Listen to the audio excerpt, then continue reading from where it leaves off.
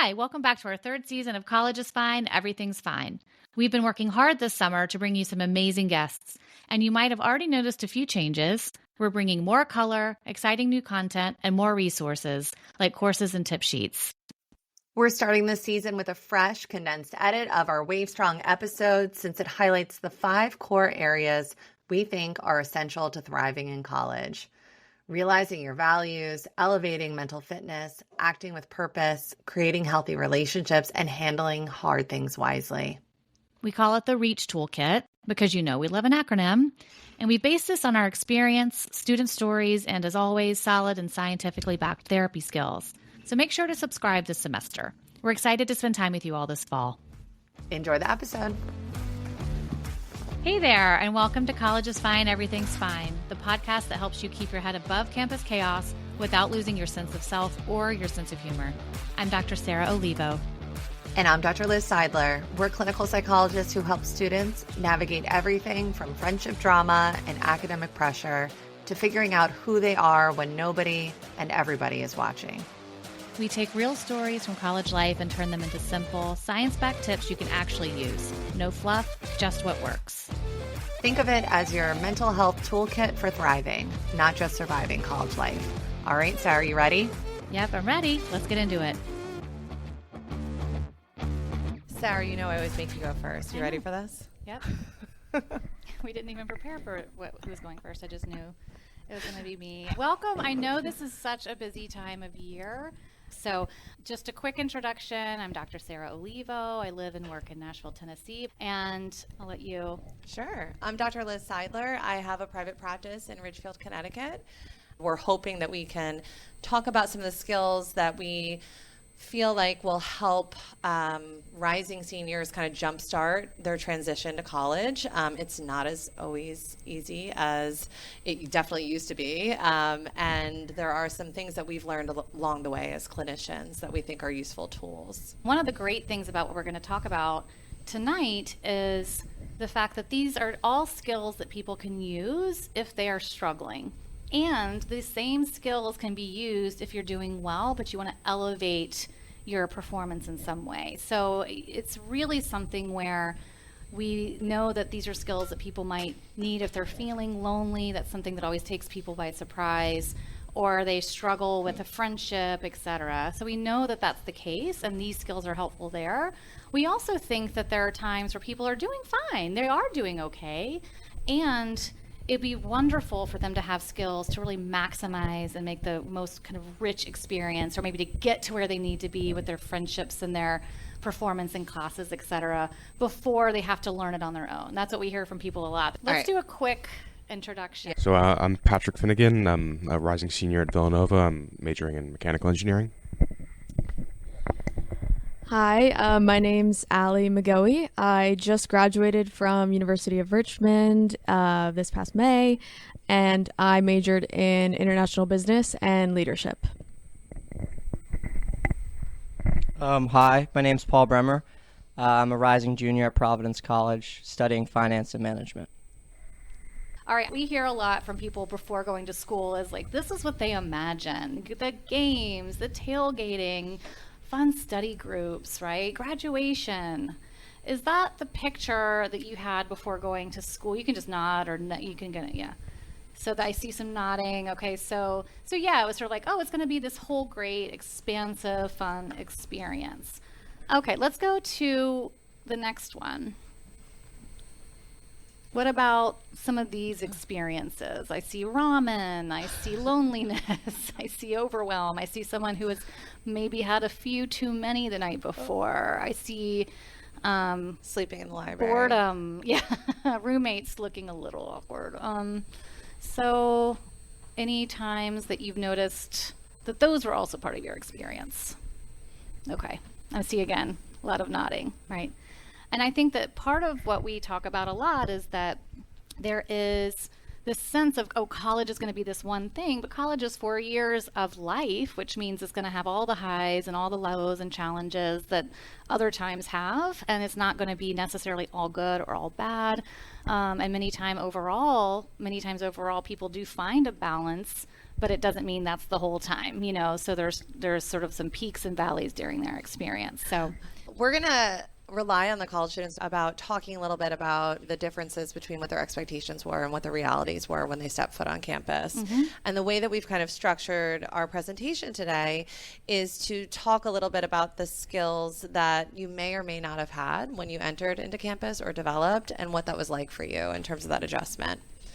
And I think one of the biggest things we see is this pressure to balance everything, that, okay, I have to get on campus. I mean, even before campus, I don't know how it was for you guys, but all the seniors I work with are already on social media. They're finding their roommates. They have their whole friend group. They're meeting up and they feel this pressure to have met their friends already and to have their kind of herd of sheep that they're going to go around campus as a freshman and have a major and decided what they're going to major in, and to have all this kind of figured out while being independent for the first time and doing simple tasks. I say simple, but it also the most stressful, doing laundry and making sure that you have clothes to wear, right?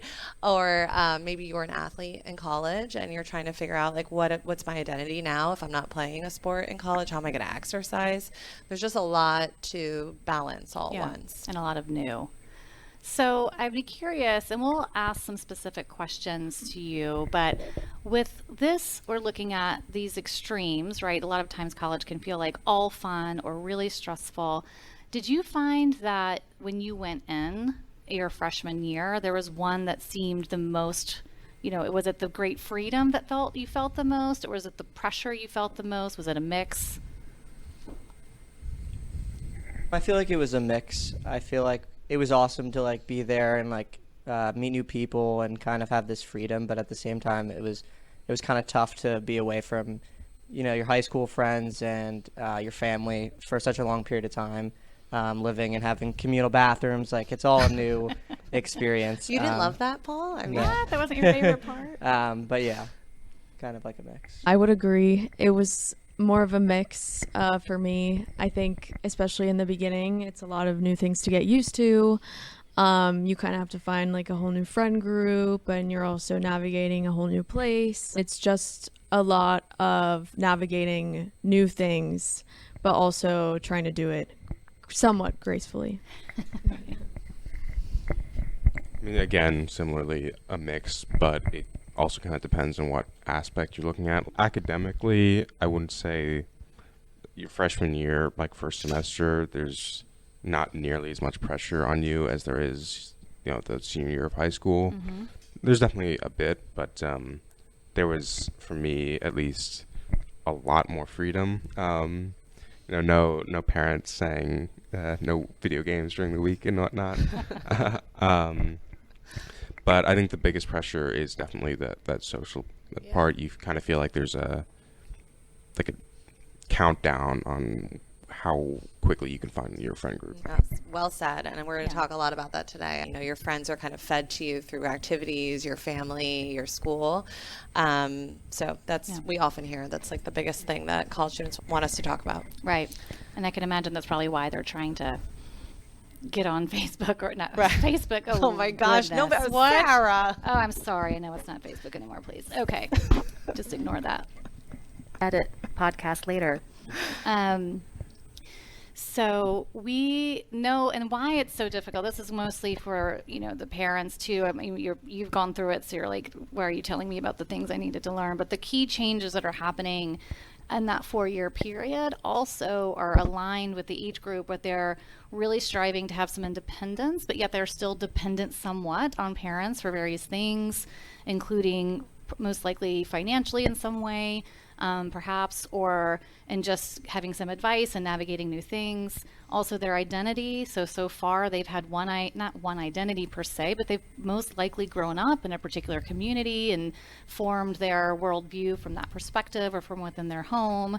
And so this is a time for them to be exploring that more changes in responsibility. Do I know how to do my laundry? How do I create a healthy meal plan for myself? And socialization, right? That their community goes from that core being their family as part of it to really having a 4-year period where your friends are sort of your community and your family while you're there. And so I think that these are just 4 things to remember. They're balancing along with finding friends, navigating their major, etc., that this would be hard enough without that 4-year time period. So when Liz and I, after several years of doing this podcast, many, many more of those years working clinically with folks, we've realized that if we could create a simplified way of saying, here are the 5 areas where we would love to have people have skills in each category, because it is able to hold people well and give a wide net of different skills in order to manage the majority of things that are going to come your way within a typical college experience. So we're going to go through these things each. So we'll talk about realizing your values, elevating that mental fitness, acting with purpose, creating healthy relationships, and handling hard things wisely.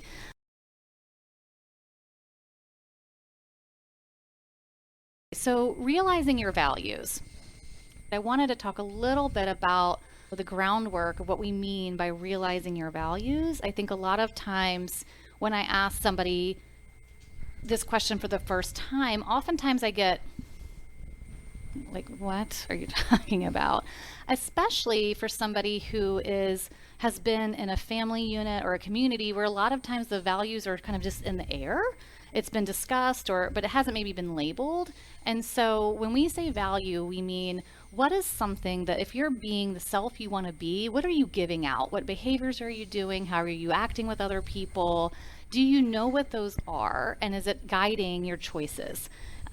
So there are a lot of different values that are out there, and there's not one that's considered a bad or a good value. It's like enjoying food, right? It's a flavor you might like or not like. It doesn't mean that you have to, although I do wonder when people don't like pizza, but there are people who don't. So that's not a bad thing necessarily. So there's not something that's right or wrong. Where I think people get the most frustrated or upset is when they don't understand that there might be a conflict between values that they have, or a friend has a different value system than they do, and they take it personally because maybe that friend is not someone who values reciprocity in a friendship. They might value humor and fun. And so I think it's just something, if you are able to say to yourself, okay, I can have a lot of different values that are important to me, not good or not bad. Which ones are they? And is there one I want guiding my decision right now? To your point, you said freshman year, there was a lot of stuff about finding connection with social groups, right? So you might make decisions about a value about connection and relationships at that point. Maybe by senior year, you're saying, I actually want a lot more of my values to be about productivity, or trying to find some motivation or a career choice. And so using my values about work study, or going outside of my comfort zone to interview for a job or get information about that. So, there are different times, and why you see a globe there, or sphere, is you need to think about your values as being on a sphere, meaning that they can't always be enacted at once. It's okay for them to shift around. And why you see caution on one side and adventure on the other is because those are values that can be really important, and it's hard to have those being enacted at the same time. Another one I see come up a lot is kindness and honesty, both really important. Sometimes you cannot be kind if you're being honest. It doesn't mean that it's the wrong decision. You just want to know which one is driving that decision. And to be okay with sometimes knowing, oh, this is a values conflict. This is why I can't make a decision, is because I keep on trying to figure out which one is right. And if you know the value that you want guiding your choice, it can be helpful in getting you out of that rumination phase. And the one other thing that I think is really important with values is knowing the difference between what a value is and what a should is, or a rule you've been given. So a lot of times people will say to me, I feel like I should have this value, or a lot of people have worked with, I feel like I should put kindness on there. I'm like, okay, well, we can talk about that being a should, and there are probably reasons why that was given to you. We've talked to some college students who said, hey, I was with my family, it was all about kindness and all about being kind to others. And I realized in college, when I was meeting so many new people, I was burnt out. And so over time, I learned that I could also be kind to myself, and I could balance that, and by being kind to everyone else, I was holding myself back from taking care of myself. And so she learned that over time on her own. So pay attention to shoulds. One of the things we wanted to bring up is this idea of I should go to college right after high school, right? Sometimes there's a pressure there, and the decision is guided by that pressure, those assumptions, as opposed to an actual feeling of readiness. Or sometimes people feel like, oh, I'm not ready for college. I should take a gap year because I'm not really ready. And it's based more on anxiety than it is a value. When we talk about values, pay attention to the kind of should. Oh, yeah, I should be doing that. All right, so I'm going to stop now. And we'll go to you guys. What did or didn't change about your values when you left for college? Another way of thinking about this, were your values tested? I would say definitely. I think college or university is a really good time kind of to put to test what you're made of or what you believe. I know for me personally, some of my values were strengthened a lot during university, ones that I had already developed in high school and with my family. I really kind of saw them take full form in university. And then other ones stayed the same. To be honest, I hadn't put much thought or reflection into like what exactly my values were, or put, like you said, or named them. So I think university is a really good space for you to have that sort of reflection and find out what exactly your values are. As you were talking, like something came to mind from one of the first days I got to school, where my values were kind of tested, but also almost reaffirmed. It was one of the first nights of orientation. It was really only freshmen and seniors on campus and some of the upperclassmen, and everyone was going out. And I was in a triple, and one of my roommates had really bad social anxiety, and so everyone was going out, everyone was getting ready to go out, and they were like, yo, come, like, whatever, and he didn't want to go, and I kind of sat there, and I just was like, well, I don't want him to be alone on one of his first nights of college while everyone's out, and so I ended up staying in, we watched a movie, and just hung out, so I feel like the kindness part of me was tested there to be like, are you going to stay, or are you going to leave and leave this kid alone for the night? And so I feel like that also balanced with, like, you know, not only freshman year, but this past year, like, you don't really feel that, you don't have to feel that pressure of, like, you need to go out. Like, you can kind of just stay in. You don't have to, you know, be partying all the time. Sometimes it's nice to just hang out with your friends and watch a movie or watch a sports game. So I feel like they were tested, but I feel like you kind of start to learn your values over time. I wouldn't say that my values were tested so much as they were identified, I suppose. Like, I was actually finally able to put, you know, names to them, and I'd say the priority of values, I think, changed a little bit over time. You know, family or friends, my own, like, freedom. I think that stuff definitely changed, but the values themselves, I'd say, were more identified than tested. I think that you brought up a particularly good point, which is sometimes when you're enacting your values, it's really hard. And it feels like, I would say there's a difference between the kind of pain and frustration of stuckness or should acting, right? And the kind of feeling where you're like, this is hard but right. It's hard sometimes either way. But when you're typically acting on your values, it feels like the kind of hard that makes you grow. Okay, that's it for part 1 of our R.E.A.C.H toolkit, and stay tuned for tomorrow when we'll talk more about elevating your mental fitness. By the way, does anyone listen to outros? Should we do one anyway? Thanks for tuning in to College is Fine, Everything's Fine. We hope you're walking away with skills you can use right now, whether you're just beginning to think about college, starting your first semester, or counting down to graduation. If you like today's episode, you know what to do. Subscribe, leave a review, and share it with a friend or your roommate or your parents or that random person you keep seeing on the quad. Please don't be shy. Want more tools, tip sheets, or courses, head to collegesfinepodcast.com or follow us on Instagram and TikTok at collegesfinepodcast. We'll catch you next time with more real talk, more skills, and more of what actually works on campus.